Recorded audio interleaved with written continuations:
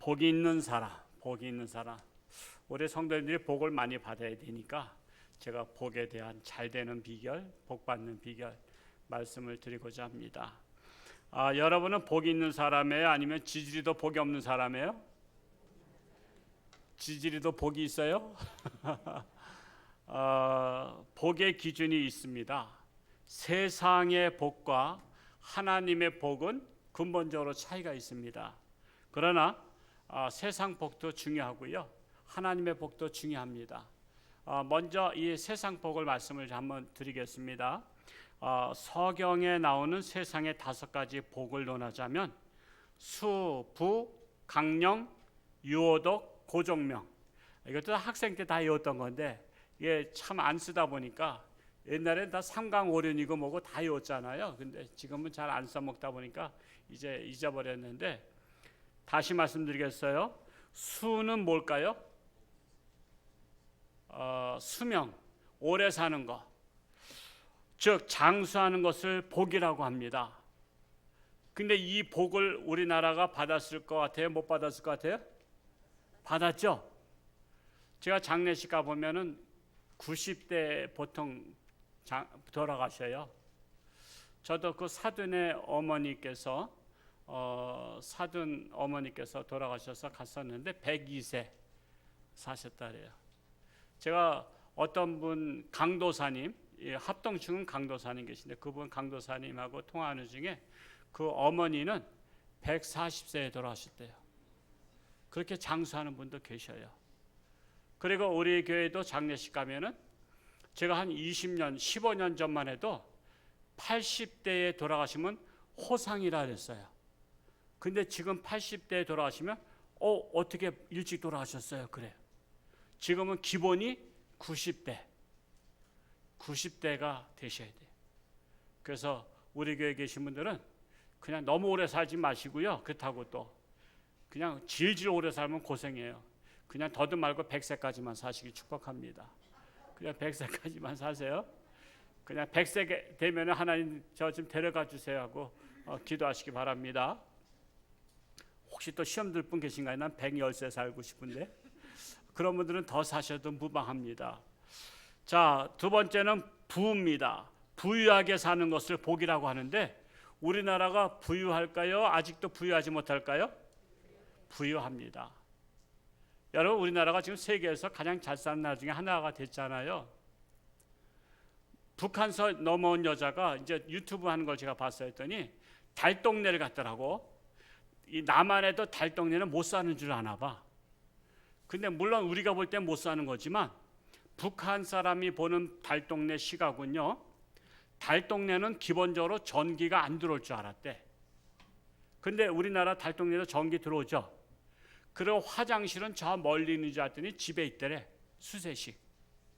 그리고 달동네는 냉장고 없는 줄 알았대. 달동네는 냉장고 없을까요? 있어요. 그리고 에어컨은 없는 줄 알았대. 에어컨도 있어요.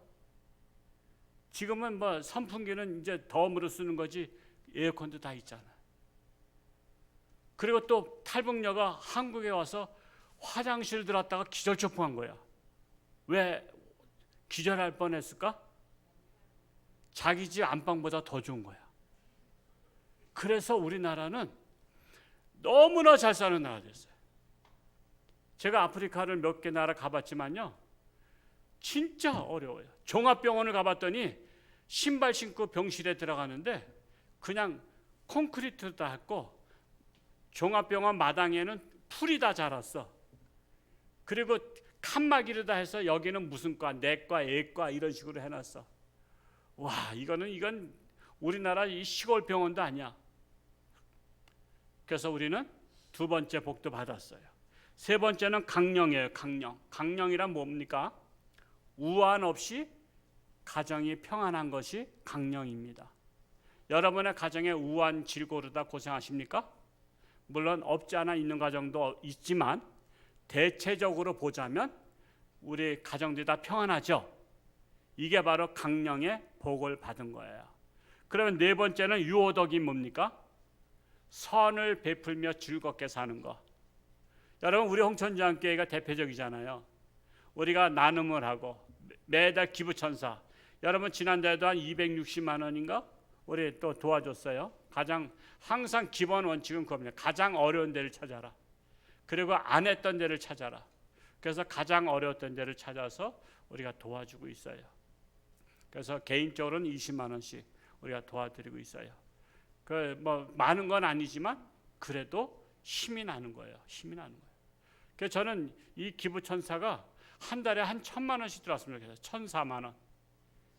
그래서 매달 1,000만 원씩 도와주는 교회가 됐으면 좋겠어요. 그러려면 여러분이 복 받아야 되죠. 여러분이 더욱더 부자 되어야 돼요. 그래서 헌금 많이 하셔야 돼. 그래서 우리 교회가 기부천사 한 1,000만 원씩 매달 도와준다면 홍천의 어려운 분들에게 우리 교회가 얼마나 소망이 되겠어요. 우리 그렇게 돼야 된다고. 무조건 돈 많이 벌어가지고 맨날 맛있는 것만 사 먹으러 다니는 게 아니라 돈 많이 벌어서 하나님 앞에 바쳐서 어려운 분들 다, 제 마음은 그래. 우리 홍천주안교회 어려운 분들 다 우리 교회가 책임졌으면 좋겠어. 앞으로는 우리 교회 학생들까지도 장학금도 다 책임지면 좋겠어. 근데 그게 아직 안 돼서 내 마음이 좀 아쉽긴 한데 제 마음은 그거야. 우리 홍천주안교회에서 복이 흘러 넘쳐서 최소한도 아쉬운 대로 홍천구는 우리가 책임지는 교회가 됐으면 좋겠어요. 이게 바로 유오덕이요. 그래도 우리가 많이 유오덕에 대한 복도 받았죠. 다섯 번째 고정명. 고정명은 뭐예요? 여러 제명대로 살다가 편안히 죽는 거. 즉 자연사하는 거. 그래서 나이가 내가 하나님께서 몇 살일지 모르지만 다 자연스럽게 가족들과 함께 내가 그동안 당신 고마웠어, 자녀들아 고마웠다 하면서 자연스럽게 다 유언도 하고 돌아가시는 것이, 그냥 교통사고로 돌아가시지 않길 축복합니다. 또 어떤 사고로 다 돌아가시지 않길 축복합니다. 벌써 금년도에도 물놀이다가 돌아가신 분들이 많더라고. 안타까워. 여러분 뭐 어디에서 그 4살짜리가 유튜브에 나오더구만. 4살짜리가 지금 금리에 쓸렸다가 지금 며칠 만에 찾았어. 여러분 행복하려고 즐거우려고 놀러 갔다가 금리에 쓸려서 아들 죽고 나면요, 그 집은 평생 어렵잖아. 늘 마음에 묻었기 때문에. 그래서 우리가 그런 일이 일어나지 않도록.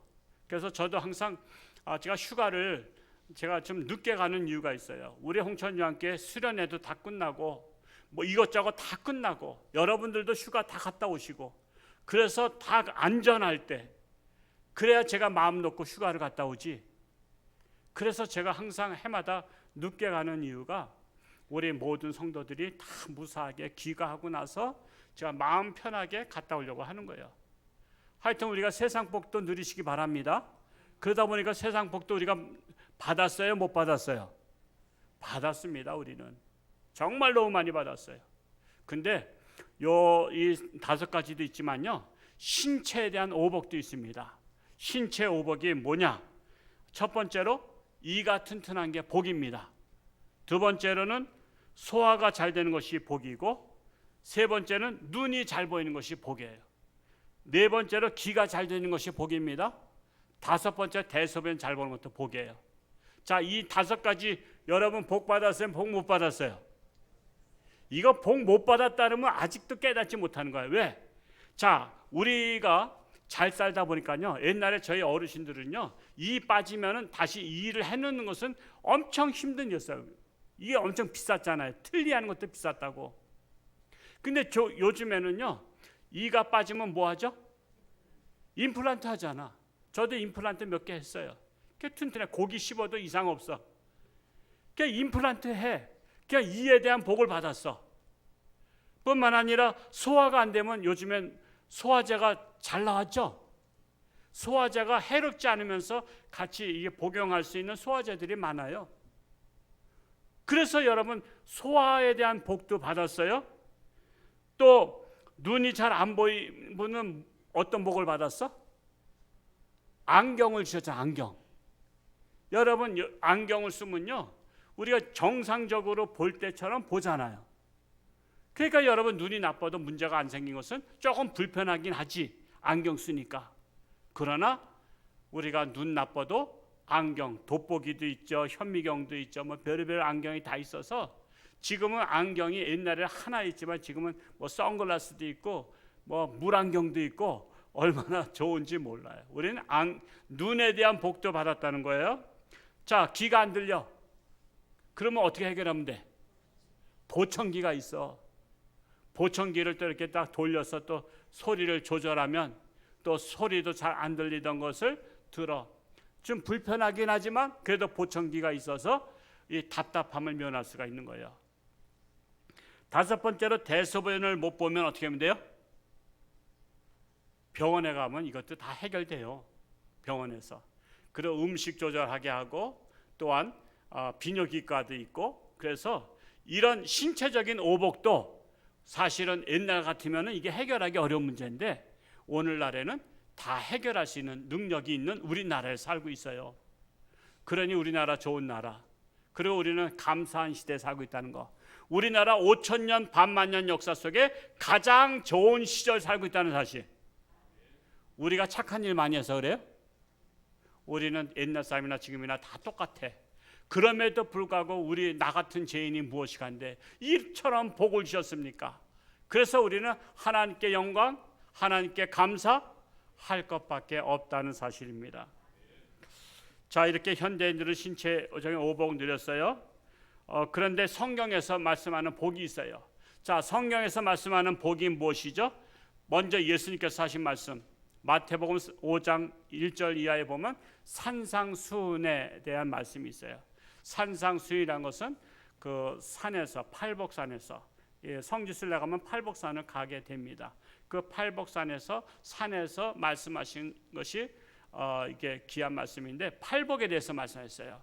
자, 이 팔복이 마태복음 5장 3절 이하에 있는데 뭐 찾아서 읽지는 않겠습니다. 첫째로 심령이 가난한 자는 복이 있나니, 두 번째로는 의에 줄이고 목마른 자는 복이 있나니, 세 번째로는 온유한 자는 복이 있나니, 네 번째는 의에 줄이고 목마른 자는 복이 있나니, 다섯 번째 궁일이 여긴 자는 복이 있나니, 마음이 청결한 자는 복이 있나니, 화평케 하는 자는 복이 있나니, 의를 위하여 박해를 받는 자는 복이 있나니, 또 애통한 자 복이 있나니. 그래서 8가지 예수님께서 복에 대해서 말씀하셨어요. 그러니까 예수님께서 하늘나라에서 말씀하시는 복과 세상의 복에는 조금 차이가 있습니다. 그래서 우리는 하나님 믿는 사람들은 세상 복만 추구하는 것이 아니라 하나님께서 우리에게 주신 하늘나라의 복에 대해서도 우리는 관심을 가지고 내가 이 복을 받으려고 노력을 해야 됩니다. 그뿐만 아니라 오늘 본문의 말씀도 팔복 속에 들어간 것은 아니지만은 그래도 복이 있는 사람을 소개하고 있어요. 오늘 복도요, 세상 사람들은 이해하기 어려운 복이에요. 세상 사람은 그게 무슨 복이냐 그래. 근데 하나님의 말씀에는 복이라는 거예요. 오늘 그것을 말씀드리고자 합니다. 오직 믿음으로, 신앙으로 이해할 수 있는 복을 말씀하고 있습니다. 첫 번째로 하나님께 징계받는 자는 복이 있는 사람이다. 징계받는 자는 복이 있는 사람이다. 이것을 세상 사람은 믿기 어려워요. 그런데 하나님의 말씀에 있어요. 우리 같이 한번 읽어보겠습니다. 욥기 5장 17절. 우리 한번 같이 읽어볼까요? 시작. 볼지어다 하나님께 징계받는 자에게는 복이 있나니 그런즉 너는 전능자의 징계를 업신여기지 말지니라. 누구한테 징계받는 자는 복이 있어요? 하나님께 징계받는 자는 복이 있다. 일반적인 사람들의 생각으로는 징계받으면 대개 저주를 받았다고 말합니다. 그러나 하나님께로부터 받는 징계는 복이 있는 사람이 받는 징계다라는 것입니다. 이 말씀을 이해하려면 히브리서 오늘 읽었던 12장 5절 이하의 말씀 속에 더 구체적으로 해답이 나와 있습니다. 자, 히브리서 12장 5절에서 8절, 좀 길지만 저랑 같이 한번 읽어보겠습니다. 12장 5절에서 8절 저랑 한번 교독을 할까요? 제가 5절 읽겠습니다. 또 아들들에게 권하는 것 같이 너희에게 권면하신 말씀도 잊었도다. 일러스되 내 아들아 주의 징계하심을 경히 여기지 말며 그에게 꾸지람을 받을 때에 낙심하지 말라.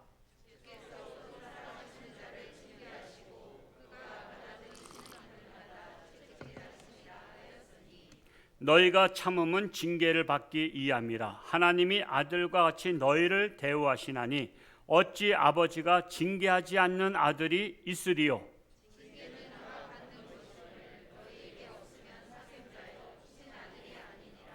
아멘. 자, 이렇게 말씀을 하고 있어요. 그래서 하나님의 징계를 받을 때에는 낙심하지 말라. 하나님의 자녀라고 하면서 징계가 만약에 없다면 사생자요, 사생자. 그리고 친아들이 아니다. 이렇게 말씀하고 있는 것입니다. 자, 11절에 이어서 또 말씀을 하고 있어요. 11절 같이 읽어볼까요? 시작. 무릇 징계가 당시에는 즐거워 보이지 않고 슬퍼 보이나 후에 그로 말미암아 연단받은 자들은 의와 평강의 열매를 맺느니라. 징계 받는 것 받을 때는 즐거워요, 안 즐거워요? 괴로워. 징계 받을 때는 그때는 괴롭고 즐거워 보이지 않고 슬퍼 보이나, 슬퍼 보이지만 그러나 그로 말미암아 연단받은 자들은 의와 평강의 열매를 맺느니라. 이렇게 말씀하고 있어요. 자, 하나님의 말씀이 그러니까 그런 줄 알으셔야죠. 홍천주 함께 목사의 생각에 그렇다 그게 아니에요. 하나님의 말씀이 그러면 하나님의 말씀대로 우리 믿어야 돼요. 그래서 믿는 자가 복이 있다는 사실입니다. 자, 이런 일이 있었어요. 어떤 가정에 두 아들이 있었는데 첫째는 낳은 아들이고 둘째는 입양한 아들이요. 그래서 애들이 연년생이다 보니까 맨날 장난치고 같이 싸우기도 하고 같이 또 잘 놀기도 하고 밖에 나와서 사고 치기도 해. 그러면 사고 치고 들어오면은 아버지가 화를 내잖아요. 야, 이놈 자식들아, 너희들 나가서 제발 좀 사고 치지 말라고. 이웃집한테 내가 욕을 먹으니 무슨 창피하냐. 다시는 그러지 말라고 그러면서 너희들 말 안 들으니까 엎드려 뻗쳐. 그래서는 첫째 아들은 때리는데 둘째 아들은 입양한 아들이라 상처받을까 봐 못 때리는 거야. 그래서는 너도 똑바로 해 이놈아. 그러면서 야단만 치고 첫째 아들은 야단 치면서 때리고 이렇게 몇 차례를 하니까 둘째 아들이 시험 들었어. 아버지가 날 사랑하지 않나 보다. 그래서는 가출하려고 그랬어. 집을 나가려고 하니까 아버지가 붙잡아서 내가 널 얼마나 사랑하는데 네가 나갈라 그러냐? 아니에요. 아빠는 저를 사랑하지 않아요. 아빠는 형은 사랑하지만 낳은 자식이라 사랑하지만 저는 입양한 자식이라 벌써 사랑에 차이가 있어요. 그게 무슨 말이냐? 난 너희들 똑같이 사랑한다. 그랬더니 아니에요. 형은 잘못했을 때 야단치고 때리잖아요. 근데 아빠는 저 한 번도 안 때렸잖아요. 저를 진짜 사랑한다면 저를 왜 안 때리겠어요? 덜 사랑하니까 안 때렸죠. 황당한 거죠. 이게 입양한 아들 때리면 상처받을까 봐 도리 안 때린 건데, 근데 아빠가 나를 덜 사랑하기 때문에 나를 안 때렸다는 거야. 그래서 미안하다, 사랑한다, 다음부터는 때려줄게. 그래서는 이제 기회를 본 거예요. 이제 기회를 봤어요. 근데 그런 기회가 왔네. 이놈들이 또 애들은 또 이렇게 매 맞고도 또 그땐 정신 차린 것 같아서 또 한 달 지나고 그러면 또 사고 치잖아. 다 잊어버리고. 그래서 밖에 나서 또 사고 쳤어. 이놈들 엎드려 뻗쳐. 이 새끼들 말이야. 그렇게 말 안 들어. 그러면서 큰 아들도 5대 때리고 둘째도 5대 때리고 똑같이 때렸더니 둘째가 막 엉엉 우는 거야. 너 이놈아 지금 왜 우냐 또. 그러니까 아빠, 내가 아빠 사랑이 너무나 이제는 확인했어요. 너무 감사해요. 아빠 사랑을 내가 이제 알아서 너무 감격해서 우는 거예요. 이해가 됩니까? 이해 가야 안 가요? 이해가 가야죠. 이해 안 가면 2023년도 오겠어요? 지금 제가 더워서 지금 썰렁한 얘기 하는 거예요. 지금 더위 잡수지 말라고. 여러분 이해가 가죠? 나를 때리니까 이제서 아빠가 나를 진심으로 사랑한 거야. 여러분 자식을 때리지 남의 자식 때려요? 그래서 둘째는 그걸 확인하고 싶은 거야. 나를 입양했지만 진짜 자식으로 취급하는가 아니면 입양한 자식으로 취급하는가. 근데 매를 맞고 나니까 이제 아빠가 나를 진짜 자식으로 생각하는구나, 그렇게 생각했다는 거예요. 여러분 부모님한테 맞아보셨어요? 맞으면 서러워요, 감사해요? 여러분 감사한 거예요. 아빠한테 맞는 거는 사랑의 매잖아요. 아빠한테 맞는 것은 우리는 감사한 겁니다. 때로는 하나님 앞에 징계받아요. 여러분 이건 감사한 일이에요. 나를 징계하지 않으면, 내가 잘못했음에도 불구하고 징계하지 않으면 나는 사생자라는 거예요. 버림받은 자라는 거예요. 그래서 하나님이 사랑한 자는 그때그때 징계하셔요. 여러분 저는 목사는 뭐 징계 안 할 줄 아세요? 하나님의 종들은 더 징계하셔. 조금만 잘못해도 즉시 저는 징계가 와요. 그게 바로 뭐예요? 하나님이 사랑하시기 때문에 그런 거예요. 그래서 우리 시험 들 일이 있어요, 없어요? 없습니다. 우리는 시험 들 일들이 없어. 내가 이렇게 봉사했는데, 내가 금식기도 했는데, 내가 11조만 했는데, 내가 하나님 앞에 죽도록 충성했는데 나한테 이런 징계가 옵니까? 하나님 섭섭합니다. 나 교회 안 다닐까 봐 그래. 아니에요. 하나님이 사랑하기 때문에 징계했다는 사실입니다. 두 번째로 병든 자는 복이 있다래요. 병든 자. 이것도 세상 사람들이 이해하기 어려운 겁니다. 우리 욥기서 5장 18절로 다시 한번 구약으로 넘어가 보겠습니다. 욥기 5장 18절 같이 읽어봅니다. 시작. 하나님은 아프게 하시다가 싸매시며 상하게 하시다가 그의 손으로 고치시나니 그랬어요. 자, 세상 사람들의 기준에는 아픈 것이 복이라고 전혀 생각하지 않습니다. 병든 것을 불행이라고 생각합니다. 심지어 저주받은 것이라까지 생각해서 우상을 섬기는 자들은 무당에게 가서 구슬하고 또 절에 가서 빌기도 해요. 그런데 요한복음 11장 1절에 보면 나사로가 병들어 죽게 된 사건이 나와요.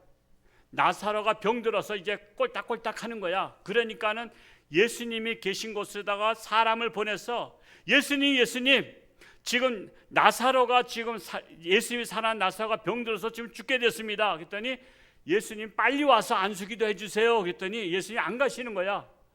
아이 지금 급하다니까요. 그랬더니 아니야, 그거 죽을 병이 아니야. 안 죽어, 걱정하지 마라. 그러면서 이틀을 더 유하셨어. 미치겠는 거예요. 그래 이틀을 유하는 바람에 나사로가 죽었네.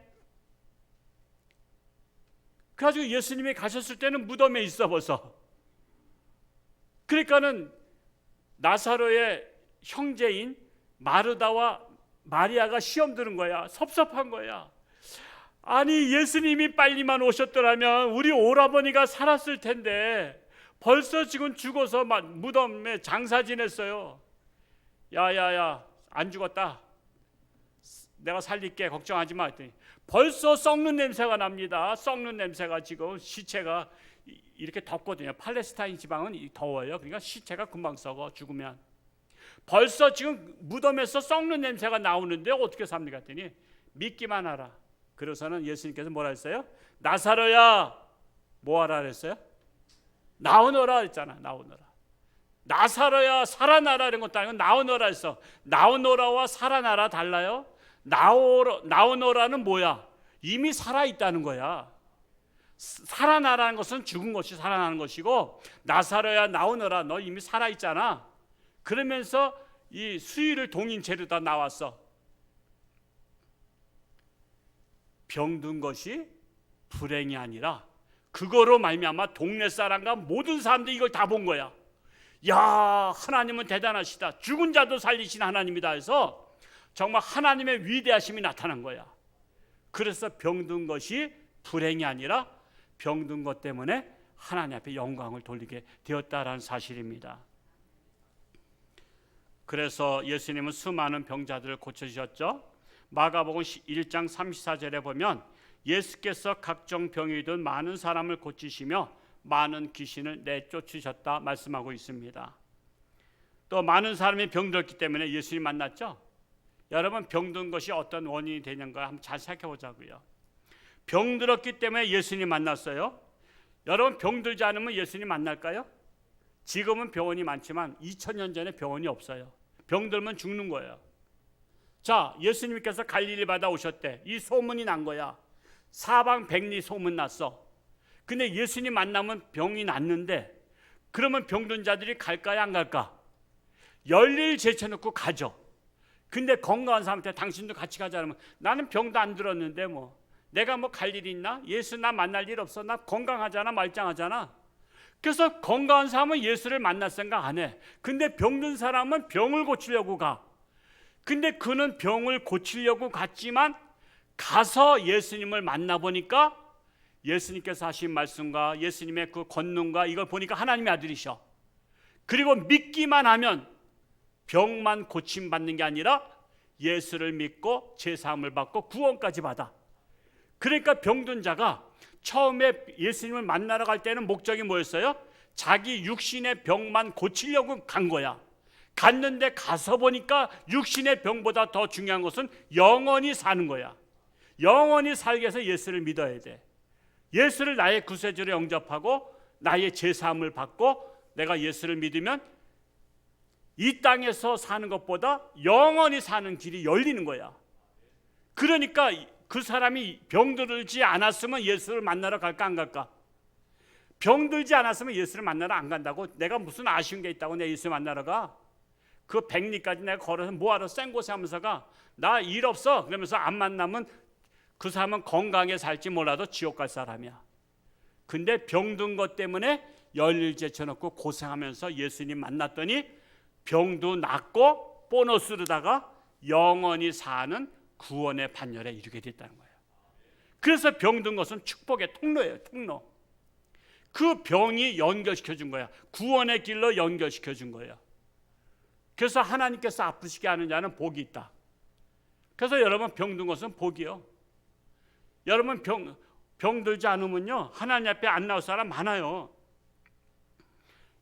요즘은 그렇지만요 60년대 70년대만 해도 교회마다 병든 사람들이 와서 많이들 고쳤어요.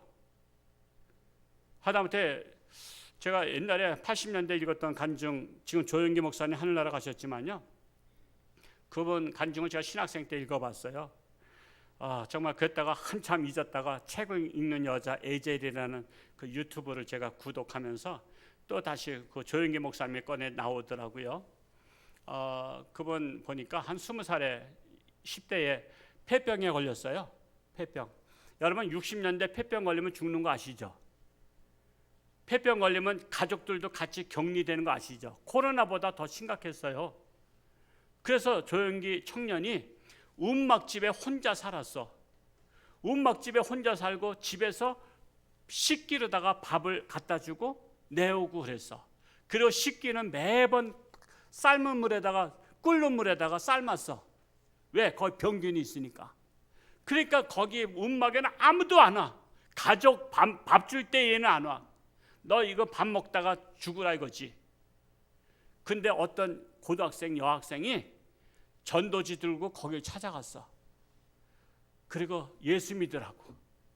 예수가 밥 먹여주냐? 예수가 살려주냐? 예수 믿으면 삽니다.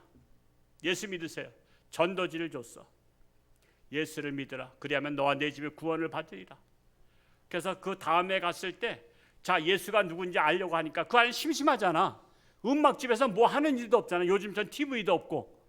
그러니까 그러면 예수에 대한 책을 하나 좀 줘봐라. 그래서 성경책을 넣어줬어. 그래서 성경책을 보다가 성령의 불 받고서는 성령의 불 받는 게 중요한 거예요. 성령의 불 받을 때 이 폐병이 다 나버렸네. 그러니까 얼마나 신나겠어요. 여러분 죽을 사람이. 그래가지고 그분이 신학을 가고 불광동에다 천막교회를 시작하고 천막교회가 넘치고 나니까는 서대문에다가 교회를 졌는데 서대문에서 교회를 옮기기 전까지가 10,000명이야. 10,000명. 70년 초에. 그때 세문안교회나 이런 데가 큰 교회라고 했는데 큰 교회 우리나라에서 그때까지만 해도 대형교회 이러면 500명이면 대형교회였어. 큰 교회가 보통 500명. 그랬는데 여기는 10,000명 교회가 된 거야. 그래서 여의도로 간 거 아니에요. 여의도로. 여의도로다가 70년대 초에 가가지고 거기다가 그냥 모래벌판에다가 교회를 짓는데 저기까지 누가 갈까 하는데 70만 명 됐잖아요. 70만 명. 제가 엑스플로 74 때 제가 그 여의도 집회에 참석했다가 거기 가봤어요. 여기 성전 크게 지나고 와, 그때 막 철골 있고 막 이제 한참 질 때였어. 그 성전이 70만 명. 조영기 목사님이 만약에 병들지 않았으면 예수 믿었을까? 그분이 병들었기 때문에, 죽을 병에 걸렸기 때문에 예수 믿었고, 죽을 병에 걸렸기 때문에 그에게 하나님께서 능력 주셔서 그가 안수하고 기도한 자마다 병들이 다 났어. 그러니까 사방에서 사람들이 다 몰려왔지. 우리 교단의 목사님 한 번 더 얘기할까요? 나겸일 목사님. 그분은 지금도 생존해 계시죠. 나겸일 목사님도 암에 걸리셔서 아예 시트를 씌웠어. 여러분, 시트 씌우면 끝나는 거 아시죠? 병원에서 시트 씌우면 죽었습니다 그거거든요. 조금에도 목숨 붙었으면 시트 안 씌우잖아요. 시트 씌웠어. 그래서 교회에서 와가지고 이제는 임종 예배 드린 거야. 근데 어떤 사람이 본 거야. 시트가 조금 움직이는 걸 본 거야. 저기 저 시트가 움직여요. 아유, 지금 장례 예배 드리는데 지금 시트가 움직인다는 거야. 그래서 시트를 열어보니까 끔지락끔지락해서 살아나셨네. 그러면서 병이 낫고. 그래서 그 목사님도요, 엘리트 중에 엘리트예요. 서울대학원까지 나오신 분이야.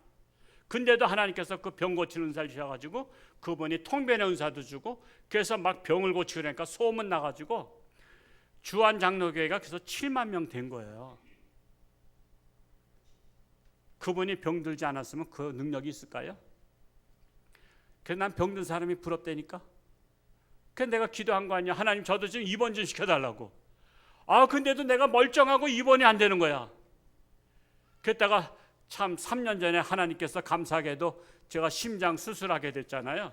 저는 굉장히 걱정보다는 기대가 됐어요. 수술은 어떻게 하는지, 그리고 언제 마취하면 내가 의식이 없는지, 눈을 동그랗게 뜨고서는 언제 마취가 돼서 내가 눈이 감기나 했는데 나도 모르게 벌써 이미 감겼고 수술 끝났대. 그 수술 어떻게 하는 것 같더니 이 톱으로 자른대. 이게 가슴은 어떻게 자르는지 내가 또 다 물어봤어. 그랬더니 전기톱으로 자른대. 야, 자르면 아플까 안 아플까? 그것도 또 궁금하더라고. 다른 분들은 수술한다면 걱정되는데 저는 궁금했어. 그리고 하나님 수술할 때 예수님 만나주면 좋겠습니다 했더니 예수님 바쁘시대. 가지고 예수님 만나지 못했어. 하여튼 13시간 동안 제가 수술하고 제가 살아나고 지금 있기 때문에 지금 제가 환자들을 보면 제가 수술하기 전과 수술한 후의 마음이 달라. 과부 심정 과부가 한다고. 수술한 사람들의 마음을 내가 알아. 지난주에도 우리 강원도 기독교연합회 총회 사무총장 되는 목사님이 직장암으로 수술하시는데 남들에게는 가망이 없다는데 하나님, 내가 그 마음을 알기 때문에 긍휼의 마음으로 기도했어. 근데 수술하고 나서 지금 좋아지셨대. 희망이 없다는데 희망이 있대. 그래서 목사님 기도해 주셔서 감사합니다. 또 어느 집사님도 병원에 중환자실로 가서 준비하라 그러더래. 병원에서. 근데 그분 또 아직 돌아오실 만한 분은 아니야. 하나님, 우리 교회에서 열심히 일하던 집사인데 하나님 살려주옵소서. 그랬더니 준비하라고 했는데 아직까지도 준비가 안 해도 되는 것 같아.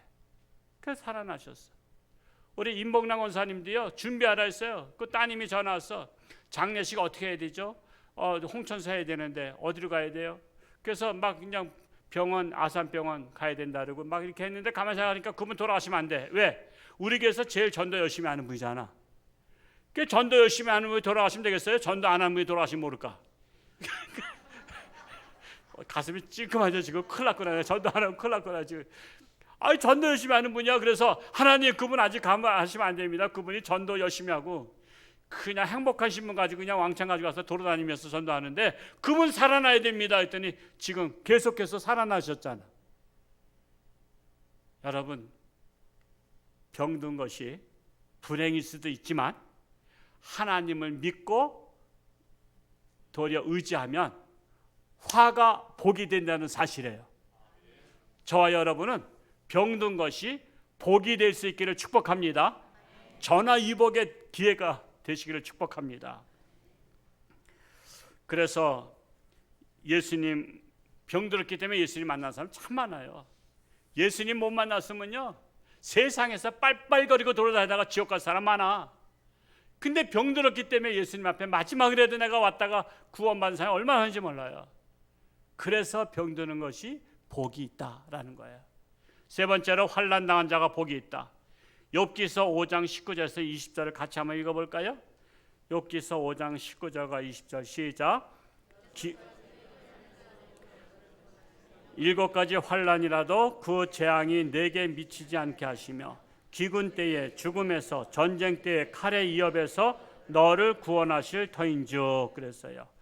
6가지 환난에서 구원해 주시고 7가지 환난에서 보호해 주신다는 말씀이에요.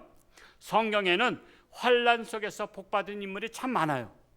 다 열거할 수는 없지만 예를 들어서 여러분도 잘 알 수 있는 분들, 요셉 같은 경우, 요셉은 유복한 집안에서 태어나서 행복하게 살다가 갑자기 형들이 미쳤지 왜 동생을 갖다가 죽이려고 우물 속에 빠뜨렸다가 그래도 조금 회개한 게 미디안 상인한테 팔아먹은 거야. 노예로 다 팔았어. 여러분 옛날에 노예로 팔리면요 평생 남의 집에서 죽어라 일하고 월급도 못 받는 거야. 여러분 오늘날에 여러분 직장 가서 죽어라고 일하는데 월급도 안 줘보세요. 그러면 여러분 직장 다니겠어요? 근데 노예로 팔려가면 월급도 없어. 그냥 먹여주고 재워주면 끝이야. 그런 노예가 됐네. 그래도 그는 실망하지 않고 하나님 앞에 기도하면서 열심히 일했더니 또 이제는 간통죄를 저질렀다고 또 강간죄 해다가 미수범이라고 또 그냥 막 뒤집어 씌워가지고 깜빵에 갔어. 무기징역이야. 깜빵에서 죽을 때까지 살아야 돼. 그럼에도 불구하고 하나님을 의지했어요. 그랬더니 깜빵 동기 잘 만나야 돼. 깜빵에서 술 맡은 관원장이란 동기를 만났는데 술 맡은 관원장이 먼저 풀려났다가 바로왕에게 꿈의 해석은 제가 깜빵 동기 요셉이 잘합니다. 그래서 요셉을 빨리 불러내라. 그래서 요셉이 7년 풍년 7년 흉년이 옵니다. 애굽에 환란이 올 때를 대비해서 7년 동안 풍년일 때 정신 차리고 곡식을 잘 쌓아놨다가 흉년 때 다 그걸 풀어야 됩니다. 어이구 그렇게 해답을 시원하게 해주는 네가 총리 되라. 그래서 졸지에 요셉은 환란 당하던 청년이 감옥 가서 죽을 수밖에 없었던 청년이 애굽의 총리가 된 거예요. 그가 환란 잘 받았어요? 못 받았어요? 그가 환란 안 받고 형들하고 목동생활 했으면 총리 됐을까? 맨날 똥치다가 죽었지. 양떼들 똥치다가 죽었지. 근데 그가 깜빵 가는 바람에 총리가 됐잖아요. 화가 복이 된 겁니다. 다윗도요 목동이었어요. 근데 맨날 환난 당했어. 아니 골리앗을 죽였으면은 그냥 영 대접 받아야 되는데 사울 왕이 질투해가지고 시기하고서는 그냥 활로 다 쏘고 칼로 다 단창을 던지고 그냥 쫓김을 나오고 그러다가 다윗도 왕이 됐잖아요. 그 환난을 이기고. 다윗이란 말은 우리나라 한글이지만 영어로는 뭐예요? 다윗이? 데이빗이야. 데이빗. 세계 가장 많은 이름 중에 하나가 데이빗이야. 데이빗. 왜 사람들이 데이빗이라 이름 짓까? 다윗과 같이 되라고. 그래서 다윗이란 이름은 세계에서 가장 많은 이름 중에 하나가 됐어. 그만큼 그는 성공한 거야. 그가 환난을 당하지 않았으면 성공 못해. 근데 환난을 당했기 때문에 성공했어. 다니엘 선지자는 어떤 사람이에요? 전쟁 때 포로로 끌려간 사람이야.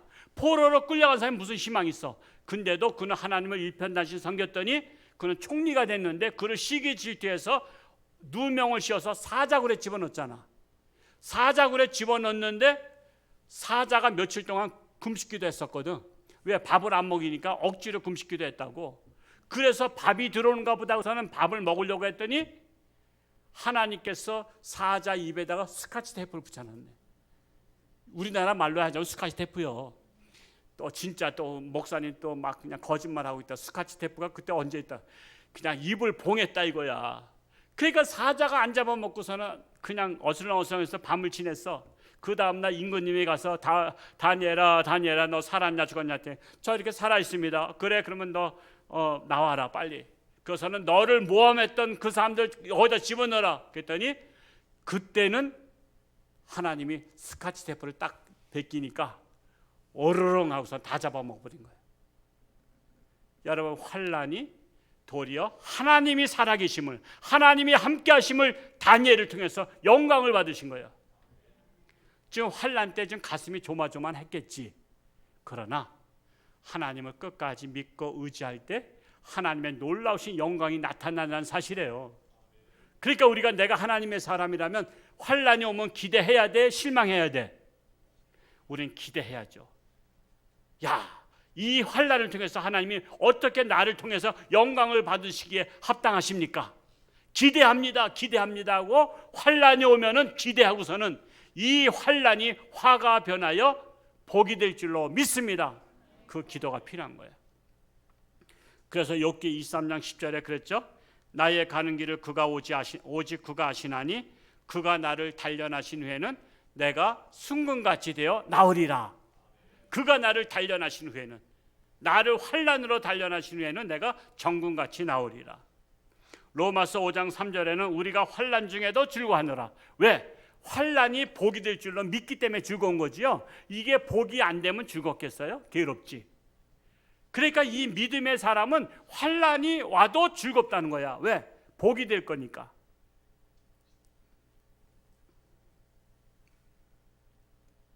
시편 50편 15절에는요, 환난 날에 나를 부르라. 내가 너를 건지리니 내가 나를 영화롭게 하리로다. 환난 날에 나를 부르라. 즉 부르짖어 기도하라는 거예요. 그 순복음은 부르짖어 기도를 잘하는데, 그래서 하나님이 기도도 잘 응답하는데 우리 통합축 장로교나 합동축이나 장로교는 부르짖어 기도하는 게 잘 안 돼. 사실 저도 잘 안 돼. 죄송합니다. 그냥 주여 삼창하고 그러면 우리가 순복음이냐 그래. 아이 뭐 주여 삼창한다고 이단도 아니잖아요. 우리 한번 해보자고요, 앞으로는. 그리고 기도할 때 우리 같이 있지 않고 떨어져 있을 때는요, 여러분 교회 오셔도 혼자 오실 때는 마스크 벗어도 돼. 아니 다른 사람과 밀집했을 때 이게 비말이 옮길까 봐 마스크 쓰는 거지, 아무도 없을 때는 써도 돼. 벗어도 돼. 사실 유튜브에 보니까 마스크 쓰고 나서 암이 발생률이 배가 늘었대. 마스크가 이게 발암 물질이 이게 있대요. 그러니까 여러분 밖에 나가서 사람 없을 때는 벗고 다니셔. 게다가 사람이 오면 얼른 끼었다가 또 벗고. 좀 불편하긴 하지만 그래란 말이야. 지금 마스크 쓰고 나서 3년 사이에 그 암 환자가 배로 늘었다는 거예요. 그 원인을 분석해 봤더니 마스크 때문에 그렇대. 그렇다고 해서 우리가 공중장소에서 마스크 지금 벗을 수 있는 상황은 아니지만, 우리가 그렇지 않을 때는 찬양도, 우리 찬양대도 아직 벗기는 좀 그렇지만은 그냥 이 마스크 벗고서는 마음껏 해야 돼. 여러분 마스크 좋은 걸수록 나쁜 거 아시죠? 마스크 좋은 걸수록 이게 산소가 안 들어가. 그러니까 여러분 산소가 공급이 안 되는 거야. 그러니까 그게 또 병으로 다 이어지는 거예요. 우리는 산소를 공급받아야 되거든. 홍천같이 좋은 곳에서 산소를 공급받아야 되는데 산소를 공급받지 못해. 마스크 좋은 거는요, 이게 촘촘하게 그물망으로 이게 만들어진 거라 산소도 잘 못 들어와. 그래서 숨 막힌다 소리 나오는 게 그거예요. 우리는 하나님 앞에 와서 부르짖고 기도하자고요. 환난 날에 부르짖고 기도하면 하나님께서, 조용히 기도하는 것도 좋지만 부르짖어 기도하면 저 급한가 보다고 하나님이 얼른 가실 거 아니야. 그래서 우리는 창피할 거 없어요. 부르짖어 기도하는 거예요. 부르짖어 기도하는 거예요. 사랑하는 하나님의 자녀들은 모든 것이 합력하여 선을 이루는 복이 있는 사람이 다 되시기를 축복합니다. 기도하겠습니다. 할렐루야. 고맙고 감사하신 아버지 하나님, 세상에 복도 있습니다. 신체의 오복도 있습니다. 팔복도 있습니다. 그러나 역설적인 복도 있습니다. 참으로 징계받는 것도 복이라고 했습니다. 아픈 것도 복이라고 했습니다. 환난 당하는 것도 복이라고 했습니다. 이 모든 것이 합력하여 선을 이룬다 했습니다. 우리 홍천주안교회가 이 원리를 깨닫고 도리어 징계받는다고 시험 들지 말고, 아프다고 해서 시험 들지 말고, 환난 당한다고 시험 들지 말고 도리어 화가 복이 될 줄 믿고 기대하며 즐거워하며 하나님 앞에 부르짖어 기도할 때에 승리할 줄로 믿습니다. 우리 모두를 하나님의 영광의 도구로 사용되게 하여 주옵소서. 홍천주안교회가 하나님의 영광을 나타내는 교회, 하나님의 마음이 합한 교회가 되게 하여 주옵소서. 올 여름도 하나님께 의탁합니다. 참으로 휴가 기간을 맞이해서 어느 곳을 가든 안전한 길로 또한 귀가하게 하시고, 또한 아동부, 중고등부, 청년부 수련회가 있습니다. 하나님 안전을 지켜주시고 하나님을 만나는 수련회가 되게 하시고 참으로 은혜스러운 한 주간 될 수 있도록 하나님 축복하여 주옵소서. 예수님의 이름으로 감사하며 기도하옵나이다. 아멘.